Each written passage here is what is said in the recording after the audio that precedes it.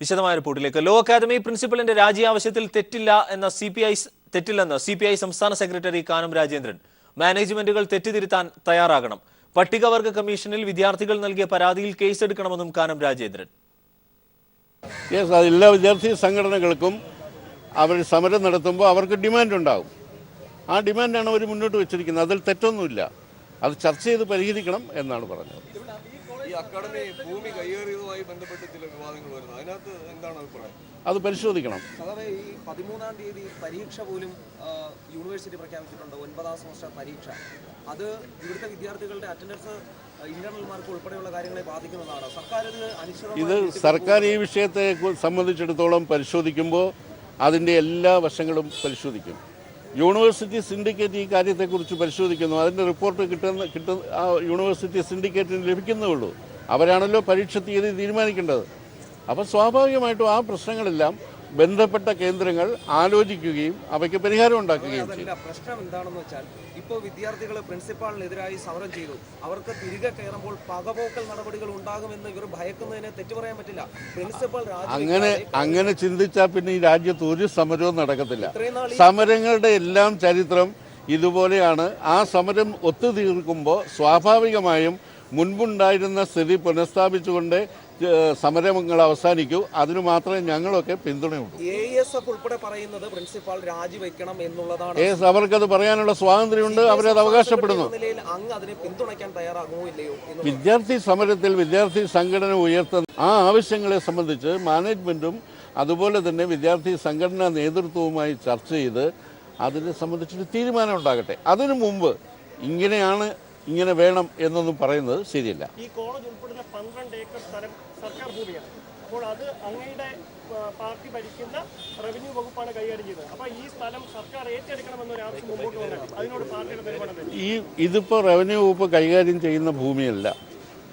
ഇത് സർക്കാർ ഈ സ്ഥാപനത്തിന് നൽകിയതാണ്. ആ ഭൂമിയെ സംബന്ധിച്ചിടത്തോളം അതിൻ്റെ ലക്ഷ്യത്തിൽ നിന്ന് വ്യതിചലിച്ചിട്ടുണ്ടെങ്കിൽ സംസ്ഥാന ഗവൺമെൻറ്റും സംസ്ഥാന ക്യാബിനറ്റുമാണ് അതിന് നടപടി സ്വീകരിക്കേണ്ടത്. മൂന്നാറിലെ തോട്ടമുടമകളുടെ ഭൂമി സംബന്ധിച്ചിടത്തോളം അതിനെ കുറിച്ച് ചർച്ച ചെയ്യാൻ, അതിനെതിരെ നടപടി സ്വീകരിക്കാനും കരുത്തുള്ള ഇടതുപക്ഷ ജനാധിപത്യ മുന്നണിക്ക് അതിനൊക്കെ കഴിയും എന്നാണ് എൻ്റെ പ്രതീക്ഷ.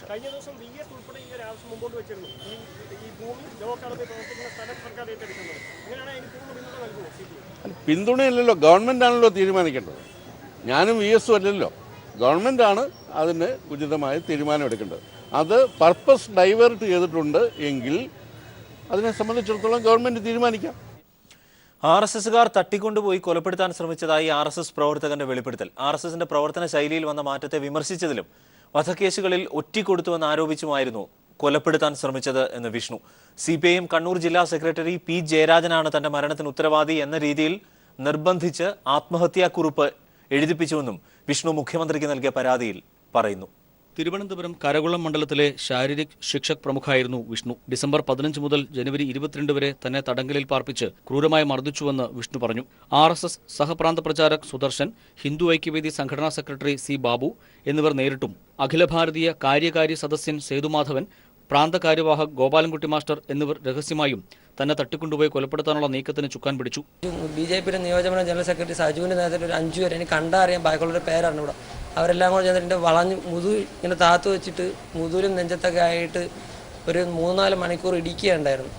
അതിനുശേഷം എന്നോട് പറഞ്ഞ് സംഘം പറയും പോലെ കേൾക്കുമെന്ന് ചോദിച്ചു. ഞാൻ പറഞ്ഞു എനിക്ക് എൻ്റെ ജീവനാണ് വലുത്, സംഘം പറയും പോലെ കേൾക്കാമെന്ന് പറഞ്ഞു. RSS നടത്തിയ കൊലപാതകങ്ങൾ താൻ ഒറ്റുകൊടുത്തു എന്ന ആരോപണവും തനിക്കുമേൽ ചുമത്തി. അതെല്ലാം വീഡിയോയിൽ പകർത്തി. തന്നെ കൊലപ്പെടുത്തിയ ശേഷം ആത്മഹത്യയാക്കാനുള്ള ശ്രമമാണ് RSS നേതൃത്വം നടത്തിയത്. ഇത് CPIMന് മേൽ കെട്ടിവെക്കാനുള്ള നീക്കവും നടന്നു. CPIM കണ്ണൂർ ജില്ലാ സെക്രട്ടറി P ജയരാജന്റെ മാനസിക പീഡനം മൂലം താൻ ആത്മഹത്യ ചെയ്യുന്നതായി കുറിപ്പ് എഴുതിപ്പിച്ചുവെന്നും വിഷ്ണു പറഞ്ഞു. എൻ്റെ അവസാനത്തെ ആഗ്രഹം എന്തിനാണെന്ന് വെച്ചാൽ ഞാൻ ചേട്ടാ എനിക്ക് ജീവിക്കണമെന്ന് പറഞ്ഞു. അവൻ പറഞ്ഞ് സംഘം പറയുമ്പോൾ കേൾക്കണമെന്ന് പറഞ്ഞിട്ട് എന്നെ കൊണ്ട് ഒരു ആത്മഹത്യ കുറിപ്പ് അവർ എഴുതി കൊണ്ടുവന്ന് എന്നെ പകർത്തി എഴുതാൻ പറഞ്ഞു. അതിൽ കണ്ണൂർ ജില്ലാ സെക്രട്ടറി P ജയരാജൻ്റെ മാനസികമായ പീഡനം മൂലം ഞാൻ ആത്മഹത്യ ചെയ്യണമെന്ന് പറഞ്ഞുകൊണ്ട് എഴുതി കൊടുക്കാൻ പറഞ്ഞു. അതുൾപ്പെടെ മറ്റനേകം കാര്യങ്ങൾ എനിക്ക് ഓർമ്മ വരുന്നില്ല. എല്ലാം കൂടി ചേർന്നിട്ട് ആത്മഹത്യക്കുറിപ്പ് എഴുതി കൊടുത്തു. കുറേ കഴിഞ്ഞിട്ട് പറഞ്ഞ് നീന്താ അറിയാമോ എന്ന് ചോദിച്ചു. ഞാൻ പറഞ്ഞു എനിക്ക് ചെറുതായിട്ട് അറിയാമെന്ന് പറഞ്ഞു. അങ്ങനെയാണെങ്കിൽ ഇവിടെ 5 തെങ്ങിയിൽ നിന്ന് ഒരു ബോട്ട് നടുക്കടലിലേക്ക് പോകും, അവിടെ നിന്ന് ഉപേക്ഷിക്കും, പറ്റുമെങ്കിൽ നീന്തി കയറി പോരെന്ന് പറഞ്ഞു. അപ്പം ബീച്ചേട്ടൻ വന്നപ്പോൾ ഞാൻ ബീച്ചേട്ടനോട് പറഞ്ഞു, ചേട്ടാ എന്നെ കൊല്ലാതിരിക്കാൻ പറ്റില്ല ചേട്ടാ, എന്നെ കൊല്ലരുത് ചേട്ടാ. അങ്ങനെ കുറച്ച് നേരം അദ്ദേഹത്തിൻ്റെ കാല് പിടിച്ച് കരഞ്ഞു. വിവിധയിടങ്ങളിൽ സാമുദായിക സംഘർഷമുണ്ടാക്കാൻ സംഘം തന്നെ നിയോഗിച്ചിരുന്നതായും ഇപ്പോൾ ചികിത്സയിൽ കഴിയുന്ന വിഷ്ണു വ്യക്തമാക്കി. News bureau, Thiruvananthapuram. പരമോന്നത റിപ്പബ്ലിക് ആയതിന്റെ ഓർമ്മ പുതുക്കി രാജ്യം ഇന്ന് 68ാം റിപ്പബ്ലിക് ദിനം ആഘോഷിക്കുന്നു. രാജ്പഥിൽ രാഷ്ട്രപതി പതാക ഉയർത്തിയതോടെ റിപ്പബ്ലിക് ദിനാഘോഷത്തിന് ഔദ്യോഗിക തുടക്കമാവുകയായിരുന്നു. അബുദാബി കിരീടാവകാശി ഷെയ്ഖ് മുഹമ്മദ് ബിൻ നഹ്യാനായിരുന്നു റിപ്പബ്ലിക് പരേഡിലെ മുഖ്യ അതിഥി. എന്നാൽ റിപ്പബ്ലിക് പരേഡിൽ നിന്ന് കേരളത്തിന്റെ നിശ്ചല ദൃശ്യം കേന്ദ്രം ഒഴിവാക്കി. അതേസമയം പാക് അധിനിവേശ കശ്മീരിൽ മിന്നലാക്രമണം നടത്തിയ സൈനികർക്ക് കീർത്തിചക്ര സമ്മാനിച്ചു. രാജ്പഥിൽ രാഷ്ട്രപതി പ്രണബ് മുഖർജി പതാക ഉയർത്തിയതോടെ ഇന്ത്യയുടെ 68ാം റിപ്പബ്ലിക് ദിനാഘോഷത്തിന് ഔദ്യോഗിക തുടക്കമായി. ധീരസൈനികർക്ക് ആദരാഞ്ജലി അർപ്പിച്ച് പ്രധാനമന്ത്രി നരേന്ദ്രമോദി അമർ ജവാൻ ജ്യോതിയിൽ പുഷ്പാർച്ചന നടത്തി. അബുദാബി കിരീടാവകാശിയും UAE ഉപസർവ സൈന്യാധിപനുമായ ഷെയ്ഖ് മുഹമ്മദ് ബിൻ നഹ്യാനായിരുന്നു റിപ്പബ്ലിക് പരേഡിലെ മുഖ്യാതിഥി. വിജയ് ചൌക്കിൽ നിന്ന് ചെങ്കോട്ട വഴി ഇന്ദ്രപ്രസ്ഥത്തിന്റെ രാജവീതിയിലൂടെയുള്ള പരേഡ് ഇന്ത്യയുടെ സൈനിക ശക്തിയും സാംസ്കാരിക വൈവിധ്യവും വിളിച്ചോതുന്നതായിരുന്നു. പ്രതിരോധ ആഭ്യന്തര മന്ത്രിമാർക്കൊപ്പം സർവ്വസൈന്യാധിപനായ രാഷ്ട്രപതിയെ അഭിവാദ്യം ചെയ്ത് കര, നാവിക, വ്യോമസേന പ്രകടനങ്ങൾ പരേഡിൽ അണിനിരന്നു. 144 അംഗ നാവിക സംഘത്തെ തലശ്ശേരി സ്വദേശി ലഫ്റ്റനന്റ് കമാൻഡന്റ് അപർണ നായരും വ്യോമ വിഭാഗത്തെ ഫ്ലൈറ്റ് ലഫ്റ്റനന്റ് ദൃശ്യനാഥും നയിച്ചു. ഇന്ത്യ തദ്ദേശീയമായി വികസിപ്പിച്ച ദീർഘദൂര പീരങ്കി ധനുഷും തേജസ് എയർക്രാഫ്റ്റും പരേഡിൽ ശക്തി വിളിച്ചോതുന്നതായി. 149 അംഗ UAE സൈനിക വിഭാഗവും റിപ്പബ്ലിക് പരേഡിൽ ഭാഗമായി. ആദ്യമായാണ് ഒരു അറബ് രാജ്യത്തിന്റെ സൈനിക സംഘം റിപ്പബ്ലിക് പരേഡിൽ പങ്കെടുക്കുന്നത്. ഇന്ത്യയുടെ NSG സംഘവും ആദ്യമായി പരേഡിൽ പങ്കെടുത്തു. സാംസ്കാരിക വൈവിധ്യം വിളിച്ചോതി 17 സംസ്ഥാനങ്ങളുടെയും 4 കേന്ദ്രഭരണ പ്രദേശങ്ങളുടെയും നിശ്ചല ദൃശ്യങ്ങൾ പരേഡിൽ വർണ്ണാഭമായി. എന്നാൽ കേരളത്തിന്റെ ആശയം കേന്ദ്രം തള്ളിയതോടെ കേരളത്തിന്റെ നിശ്ചല ദൃശ്യം പരേഡിൽ ഉണ്ടായില്ല. പരേഡിൽ വ്യോമാക്രമണ സാധ്യതയുണ്ടെന്ന ഇന്റലിജൻസ് മുന്നറിയിപ്പിൽ പഴുതടച്ച സുരക്ഷയിലായിരുന്നു republic parade. News bureau, Delhi. ഇത്തവണത്തെ റിപ്പബ്ലിക് ദിനാഘോഷത്തിൽ മുഖ്യാതിഥിയായി പങ്കെടുത്തത് അബുദാബി കിരീടാവകാശി Sheikh Mohammed bin Zayed Al Nahyan. ലക്ഷക്കണക്കിന് വരുന്ന പ്രവാസി ഇന്ത്യക്കാർക്കുള്ള ആദരവ് കൂടിയായി അബുദാബി കിരീട അവകാശിയുടെ ദില്ലിയിലെ സാന്നിധ്യം. ഞങ്ങളുടെ middle east news director EM Ashraf തയ്യാറാക്കിയ റിപ്പോർട്ടിലേക്ക്. UAEയും ഇന്ത്യയും തമ്മിലുള്ള നൂറ്റാണ്ടുകൾ പഴക്കമുള്ള രാഷ്ട്രീയ, ചരിത്രപരമായ, സാമൂഹികമായ ബന്ധങ്ങൾക്ക് ദൃഢത പകർന്ന ഒരു ദിവസം കൂടിയാണിത്. UAEയിൽ 26 ലക്ഷത്തോളം ഇന്ത്യക്കാർക്ക് ഇത് അഭിമാനം നൽകുന്ന മുഹൂർത്തമാണ്. കഴിഞ്ഞ 2 ദിവസമായി ഷെയ്ഖ് മുഹമ്മദിന്റെ നേതൃത്വത്തിൽ ഉന്നതതല മന്ത്രിമാരുടെയും ഉദ്യോഗ സംഘവും ഇന്ത്യയും UAEയും തമ്മിലുള്ള വാണിജ്യ, വ്യവസായ, ആഭ്യന്തര സുരക്ഷ, സൈനിക, യുദ്ധോപകരണങ്ങളുടെ മേഖലകളിൽ 16 കരാറുകളാണ് ഒപ്പുവെച്ചിരിക്കുന്നത്. അടിസ്ഥാന സൗകര്യങ്ങളുടെ വിപുലീകരണത്തിന് മാത്രം 7000 കോടി ഇന്ത്യയിൽ നിക്ഷേപിക്കാൻ UAE തയ്യാറായത് ഈ കരാറിലൂടെയാണ്. ഇത് പ്രധാനമായും തുറമുഖം, റെയിൽവേ, വിമാനത്താവളം, ഊർജ്ജ മേഖലയിലാണ് ഈ പ്രധാന നിക്ഷേപം വരാൻ പോകുന്നത്. രാജ്യസഭരമായി ഇരു രാജ്യങ്ങൾ തമ്മിൽ സൈനികാഭ്യാസം, യുദ്ധോപകരണങ്ങൾ വാങ്ങൽ തുടങ്ങിയ വിവിധ കരാറുകൾ ഒപ്പുവെക്കുകയും ചെയ്തു. ഇന്ത്യൻ പ്രസിഡന്റുമായും ഇന്ത്യൻ പ്രധാനമന്ത്രിയുമായും ഷെയ്ഖ് മുഹമ്മദ് ചർച്ച നടത്തുകയുണ്ടായി. ഇത് ഇരു രാജ്യങ്ങളുടെയും ഭാവി നിക്ഷേപങ്ങൾക്കും വികസനത്തിനും ഊർജം പകരുന്ന ഒരു ദിവസം കൂടിയാണ് ഇന്ന് ഈ റിപ്പബ്ലിക് ദിനത്തിൽ ഷെയ്ഖ് മുഹമ്മദിന്റെ സാന്നിധ്യം കൊണ്ടുണ്ടായിരിക്കും. ഇന്ത്യൻ പ്രവാസികളെ സംബന്ധിച്ചിടത്തോളം ഈ വർഷത്തെ റിപ്പബ്ലിക് ദിനത്തിന് ഏറെ ചരിത്ര പ്രാധാന്യമുണ്ട്. യഥാർത്ഥത്തിൽ ഇന്ത്യ UAE വാണിജ്യ വ്യാപാര മേഖലയിൽ ഒട്ടേറെ വാതിലുകൾ തുറന്നുകൊണ്ടുള്ള പ്രഖ്യാപനങ്ങളും കിരീടാവകാശിയുടെ ഈ സന്ദർശനത്തോടൊപ്പം എത്തിയ മീഡിയ സംഘത്തിൽ നിന്നും കൈരളി TVക്ക് വേണ്ടി EM Ashraf. Sheikh Mohammed bin Zayed Al നഹ്യാന്റെ മാധ്യമ സംഘത്തിൽ ഉൾപ്പെട്ട people TV middle east director EM അഷ്റഫിന്റെ റിപ്പോർട്ട് കൂടിയാണ് നിലവിൽ കണ്ടത്. ലോകത്തിലെ ഏറ്റവും ഉയരം കൂടിയ കെട്ടിടമായ ബുർജ് ഖലീഫ ഇന്ത്യയുടെ ത്രിവർണ്ണ പതാക അണിഞ്ഞു. അബുദാബി കിരീടാവകാശി ഷെയ്ഖ് മുഹമ്മദിന്റെ ഇന്ത്യ സന്ദർശനത്തിന്റെ ഭാഗമായി ഇന്ത്യയോടുള്ള ആദരം പ്രകടിപ്പിക്കലായിരുന്നു ഈ ചരിത്ര മുഹൂർത്തം.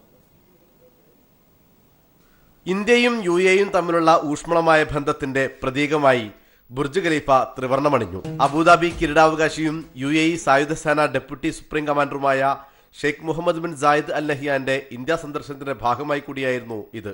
ബുർജ് ഖലീഫയിൽ ഇന്ത്യൻ പതാക വെളിച്ചമായി നിറഞ്ഞു നിന്നു. AR റഹ്മാന്റെ പ്രശസ്തമായ ജയ്ഹോ എന്ന ഗാനത്തിന്റെ അകമ്പടിയോടെയായിരുന്നു Burj Khalifa ത്രിവർണ്ണമണിഞ്ഞത്.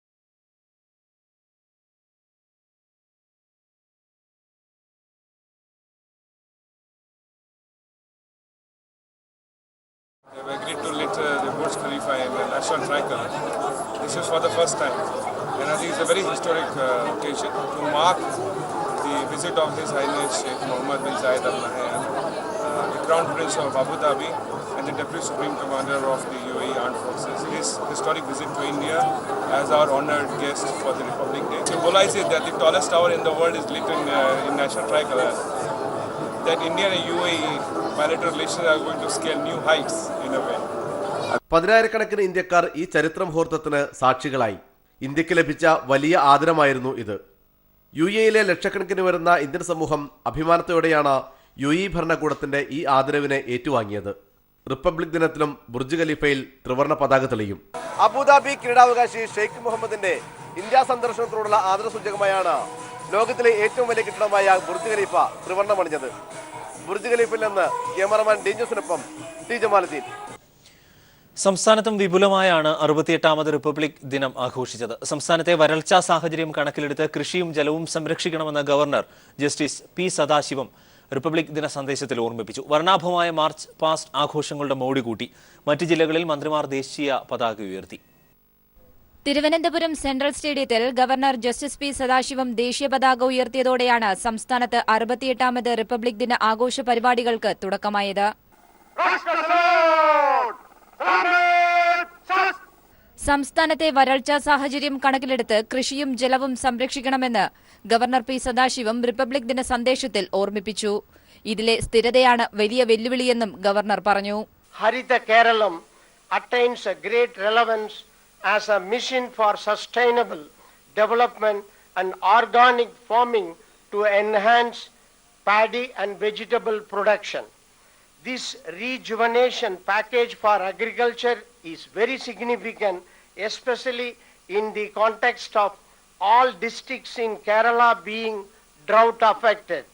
On this Republic Day, each one of us should pledge to grow at least 2 varieties of vegetables in our homes and to preserve water considering the drought situation. തുടർന്ന് governor പരേഡിന് അഭിവാദ്യം സ്വീകരിച്ചു. ഭാരതീയ കരസേന, വ്യോമസേന, BSF, CRPF, India reserve battalion തുടങ്ങിയ സായുധ സേനാ വിഭാഗങ്ങളും NCC, student police cadet, Bharat scout and guide, അശ്വാരൂഢ സേന, ആദ്യമായി സംസ്ഥാന പോലീസിന്റെ ശ്വാനസേന തുടങ്ങിയ നിരായുധ സേനാ വിഭാഗങ്ങളും പരേഡിൽ അണിനിരന്നു. മുഖ്യമന്ത്രി പിണറായി വിജയൻ, മന്ത്രി കെ രാജു, മറ്റ് MLA-മാർ, ഉന്നത പോലീസ് ഉദ്യോഗസ്ഥർ തുടങ്ങിയവരും ചടങ്ങിൽ പങ്കെടുത്തു. മറ്റ് ജില്ലാ കേന്ദ്രങ്ങളിൽ അതാത് മന്ത്രിമാർ ദേശീയ പതാക ഉയർത്തി പരേഡിൽ സല്യൂട്ട് സ്വീകരിച്ചു.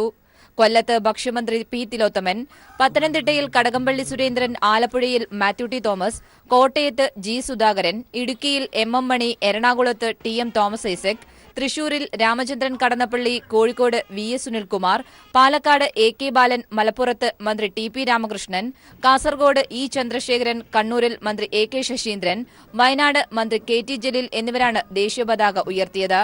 വിവിധ ബ്യൂറോകൾക്കൊപ്പം ന്യൂസ് ബ്യൂറോ, തിരുവനന്തപുരം. തിരുവനന്തപുരത്ത് നടന്ന റിപ്പബ്ലിക് ദിന പരേഡിൽ ഏവരുടെയും ശ്രദ്ധ ആകർഷിച്ചത് കുറച്ച് നവാഗതരായിരുന്നു. ആരെന്നല്ലേ? ശ്വാനന്മാർ. അതെ, സംസ്ഥാന പോലീസ് സേനയിലെ പ്രഗത്ഭരായ 15 പേർ റിപ്പബ്ലിക് ദിന പരേഡിൽ പങ്കെടുക്കുന്ന ആദ്യ ഡോഗ് സ്ക്വാഡ് എന്ന പ്രത്യേകതയും ഇവർക്കുണ്ട്. ബ്രൂസ്, ജാൻസി, ബ്രൌണി, റാംബോ തുടങ്ങി സംസ്ഥാന പോലീസിലെ ശ്വാനന്മാരിലെ 15 പ്രഗത്ഭർ. 68ാമത് റിപ്പബ്ലിക് ദിനാഘോഷം നടന്ന തിരുവനന്തപുരം സെൻട്രൽ സ്റ്റേഡിയത്തിലെ മുഖ്യ ആകർഷണം ഇവരായിരുന്നു.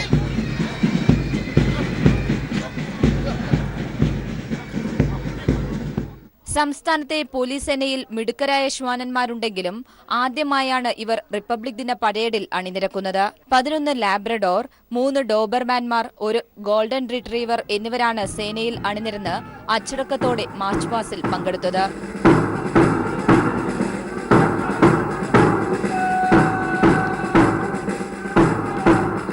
SI DK പുഷ്പകുമാറിന്റെ നിയന്ത്രണത്തിലായിരുന്നു ശ്വാനന്മാരുടെ പ്രകടനം. ദേശീയഗാനം ആലപിക്കുമ്പോൾ അറ്റൻഷനിൽ ഒരു പ്രത്യേക രീതിയിലാണ് അവരുടെ നിൽപ്പുപോലും. കഴിഞ്ഞ ഒരാഴ്ചയായി ദിവസേന 2 തവണയായിട്ടാണ് ഇതിനായി ശ്വാനന്മാരെ പരിശീലിപ്പിച്ചത്. DGP ലോക്നാഥ് ബെഹ്റയുടെ പ്രത്യേക നിർദ്ദേശപ്രകാരമായിരുന്നു ഇവരെ പരേഡിൽ ഉൾപ്പെടുത്തിയത്. ഒടുവിൽ മികച്ച പ്രകടനവുമായി ഏവരുടെയും കയ്യടി നേടി മടക്കവും. ബിച്ചു പൂവച്ചലിനൊപ്പം S ഷീജ, തിരുവനന്തപുരം. റിപ്പബ്ലിക് ദിനത്തിൽ CPI ഓഫീസുകളിൽ ദേശീയ പതാക ഉയർത്തിയത് അപൂർവതയായി. ഹൈദരാബാദ് ദേശീയ കൌൺസിൽ തീരുമാനത്തിന്റെ ഭാഗമായാണ് നടപടി. ദേശീയതയെ വർഗീയ സംഘടനകൾ ദുരുപയോഗം ചെയ്യുന്നതിനോടുള്ള പ്രതിരോധമാണ് തീരുമാനത്തിന് കാരണമെന്ന് കാനം രാജേന്ദ്രൻ പറഞ്ഞു. റിപ്പബ്ലിക് ദിനത്തിൽ CPI ഓഫീസുകളിൽ ദേശീയ പതാക ഉയർത്തുക പതിവില്ല. MN സ്മാരകം മുതൽ പ്രാദേശിക ഓഫീസുകൾ വരെ ദേശീയ പതാക ഉയർത്തുന്നതിലെ രാഷ്ട്രീയ സാഹചര്യം കാനം രാജേന്ദ്രൻ ഇങ്ങനെ വിശദീകരിച്ചു. ദേശീയ പതാക ത്രിവർണ്ണ പതാക പാടില്ല എന്നും ഇന്ത്യയിൽ ആവശ്യമായിട്ടുള്ളത് കാവി പതാകയാണ് എന്നും പറഞ്ഞത് RSS ആണ്. അവർ ഈ കാലം അത്രയും RSSൻ്റെ കേന്ദ്രങ്ങളിൽ എവിടെയെങ്കിലും ദേശീയ പതാക ഉയർത്തിയിട്ടുണ്ടോ എന്നെനിക്കറിയില്ല. ഏതായാലും നാഗ്പൂരിലെ RSS ഹെഡ്ക്വാർട്ടേഴ്സിൽ ഉയർത്തിയിട്ടില്ല എന്ന് ചരിത്രം പറയുന്നുണ്ട്. പ്രധാന CPI ഓഫീസുകളിലെല്ലാം ദേശീയ പതാക ഉയർത്തി ഭരണഘടനാ സംരക്ഷണ ദിനം ആചരിച്ചു. News bureau, Thiruvananthapuram. ജമ്മുകശ്മീരിലെ കടുത്ത മഞ്ഞുവീഴ്ചയിൽ മരിച്ച സൈനികരുടെ എണ്ണം 10ആയി. ആർമി ക്യാമ്പിന് മുകളിലാണ് മഞ്ഞ് വീണത്. 10 പേരുടെ മൃതദേഹങ്ങൾ കണ്ടെത്തിയിട്ടുണ്ട്. കാണാതായ 2 പേർക്കായി തെരച്ചിൽ തുടരുന്നു. ആലപ്പുഴയിലെ പഴയകാല കലാകാരന്മാരുടെ കൂട്ടായ്മ ശ്രദ്ധേയമാകുന്നു. കേരളത്തിൽ ഒരു കാലത്ത് അറിയപ്പെട്ടിരുന്ന ഈ കലാകാരന്മാർ കഴിഞ്ഞ 2 വർഷത്തിലധികമായി എല്ലാ ദിവസവും ആലപ്പുഴയിൽ ഒത്തുചേരും. ഇവരുടെ ഗാനമേള ദിവസവും സൗജന്യമായി കാണാനും വേണ്ടി വന്നാൽ ഗാനം ആലപിക്കാനും ഇവർ അവസരം നൽകും.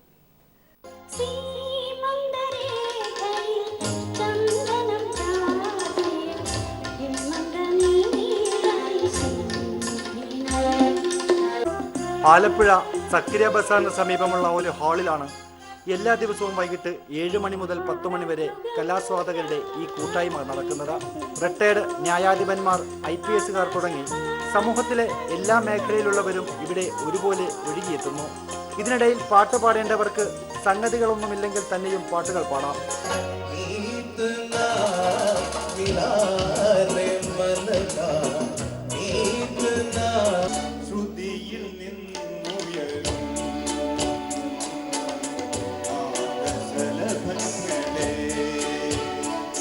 അങ്ങനെ പാട്ടുകൾ ഇഷ്ടപ്പെടുന്നവരുടെ ഒരു സംഗമവേദിയായി കഴിഞ്ഞ 2 വർഷത്തിലധികമായി സാരംഗ് മാറിക്കഴിഞ്ഞു. 80 അംഗങ്ങളാണ് ഈ ക്ലബിലുള്ളത്. വൈകുന്നേരങ്ങളിൽ എത്തുന്ന അംഗങ്ങളുടെ ആരുടെയെങ്കിലും വിശേഷ ദിവസമാണെങ്കിൽ അവർ ചായയും പലഹാരങ്ങളും എത്തിക്കും. അങ്ങനെ ചായ കുടിയും പാട്ടുപാടലുമൊക്കെയായി ഗാനമേള കൊഴുക്കുകയാണ്. ഇവർക്കൊക്കെ വൈകുന്നേരങ്ങളിൽ വന്ന് മറ്റ് പ്രശ്നങ്ങളൊന്നും ഇല്ലാതെ എൻജോയ് ചെയ്യാം. വളരെ കറകളഞ്ഞ മനസ്സമാധാനത്തോടെ ഇരുന്ന് എൻജോയ് ചെയ്യാൻ പറ്റുന്നൊരു വേദി ഉണ്ടാക്കുക. ഒട്ടനവധി കലാപാരമ്പര്യങ്ങളൊന്നും ആലപ്പുഴയ്ക്ക് പറയാനില്ലെങ്കിലും നഗരത്തിലെ കലാസ്വാദകരുടെ ഈ കൂട്ടായ്മ വളരെ ചിട്ടയോടുകൂടിയാണ് ഇപ്പോൾ ഓരോ ദിവസവും മുന്നേറുന്നത്.